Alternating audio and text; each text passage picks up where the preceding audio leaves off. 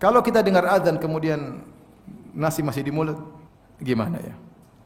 Datang dalam satu hadis ini dipersingkat oleh para ulama.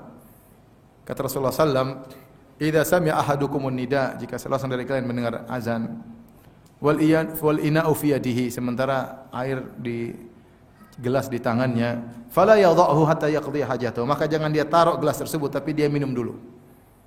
Ini hadis ini dibahas oleh para ulama.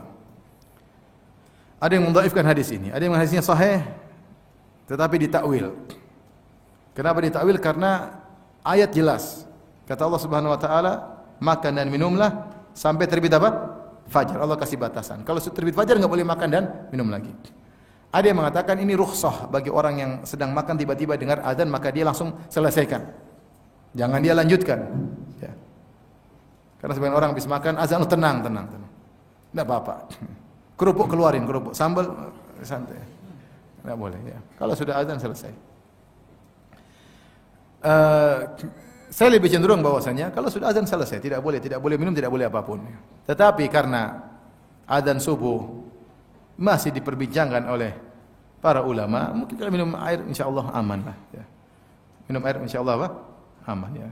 Karena memang berapa derajat di bawah cakrawala sudah azan subuh, ini ada khilaf di kalangan pakar astronomi ya. Di kalangan pakar astronomi. Seperti Indonesia memakai 20 derajat di bawah cakrawala. Jadi subuh sekarang jam 4.40 menit. Sebagian di Singapura kalau nggak salah 19,5, berarti 2 derajat. Tunggu lagi 2 derajat karena tunggu lagi setengah derajat 2 menit, berarti subuhnya 4.42. Saudi menggunakan 18,5 derajat. Berarti azannya 4,446. 6 menit beda dengan kita. Paham? Ada yang lebih parah, cuma 16 derajat. Semakin apa? Tapi untuk kehati-hatian, pokoknya kalau sudah azan kita berhenti. Kalau azan kita berhenti. Adapun imsak yang ditulis di jadwal-jadwal 10 menit sebelum azan itu untuk kehati-hatian, bukan dilarang untuk makan dan minum. Jadi kalau ada pengumuman imsak, berarti masih bisa makan. Masih ada 10 menit. Bisa 2 piring 10 menit, lumayan. Tergantung kecepatan. Kalau masih ada hasrat masih bisa berhubungan ya. Jadi intinya 10 menit masih oke lah ya, 10 menit ya. Dan bukan karena sekarang orang ketakutan, mereka kira imsak enggak boleh makan lagi sehingga mereka berhenti sebelum imsak. Padahal yang dianjurkan kita bersahur menjelang azan. Makanya kata Rasulullah sallam, la tazalu hadhil ummah bi khairin ma ajjalul fitrar wa akharus sahur. Senantiasa la yazalun nas bi khair, senantiasa manusia dalam kebaikan selama mereka menyegerakan berbuka dan mengakhirkan sahur. Selama mereka menyegerakan berbuka dan mengakhirkan apa? Sahur. Maka mengakhirkan sahur sunnah. Bahkan dalam hadis kata Zaid bin Thabit, kami tasaharna ma'an Nabi sallallahu alaihi wasallam. Kami makan sahur bersama Nabi sallallahu alaihi wasallam. Kemudian Rasulullah SAW pergi salat. Anas bin Malik bertanya, "Fakam kana baina sahur wa salat?" Berapa jarak antara sahur dan salat? Saya lupa, kalau enggak salah sittina ayat, membaca 60 apa? 60 ayat antara selesai sahur dengan apa? Dengan iqamat. Menunjukkan bahwasanya Rasulullah SAW sahurnya sudah menjelang apa? Azan.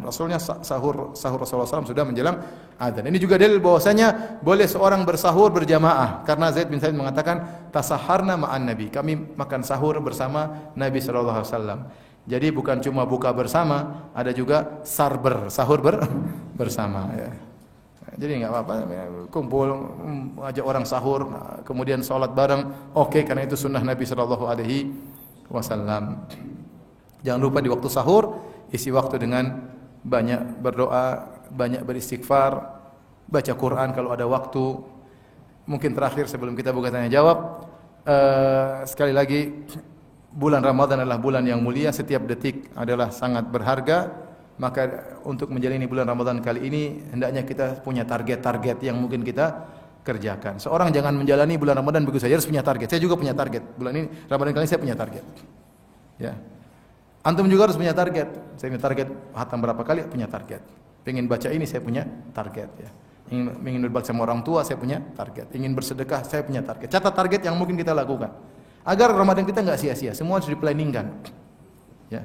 Ini kita sedang panen. Orang kalau panen dunia dia planning ya. Gini nanti gini. Kita panen akhirat kita enggak planning. Planningkan, saya pengen ini, saya pengen ini, saya pengen ini. dan targetkan. Kita cek, aduh ini kelewatan nih, saya harus qadha di waktu yang lain. Seperti itu, agar Ramadan kita lebih bermakna. Agar Ramadan kita tidak seperti Ramadan-Ramadan sebelumnya yang kita sesali selalu ya. Maka harapan saya kita semua punya target-target yang mungkin kita lakukan di bulan Ramadan ini. Target yang pertama tadi saya katakan, target saya tidak bermaksiat di bulan apa? Ramadan. Jaga mata, jangan lihat YouTube sembarangan. Ya. Kalau perlu YouTube-nya uninstall ya. Benar, serius ya. Lihat YouTube lihat cewek rugi. Rugi, roaming. Kenapa? Pahalanya kena roaming. Roamingnya internasional ya. Habis pahala, sayang. Udah baca Quran dosa. Belum lagi buang-buang umur, buang-buang waktu. Ini berlaku bagi bapak dan ibu-ibu. Ibu-ibu juga sudah jangan lihat-lihat YouTube. Sudah sekarang baca Quran, sudah tua ya. Kulit sudah peot. Rambut sudah putih. Udah kalau sudah tua mau ke salon juga percuma. Enggak akan mempermudah kembali ya.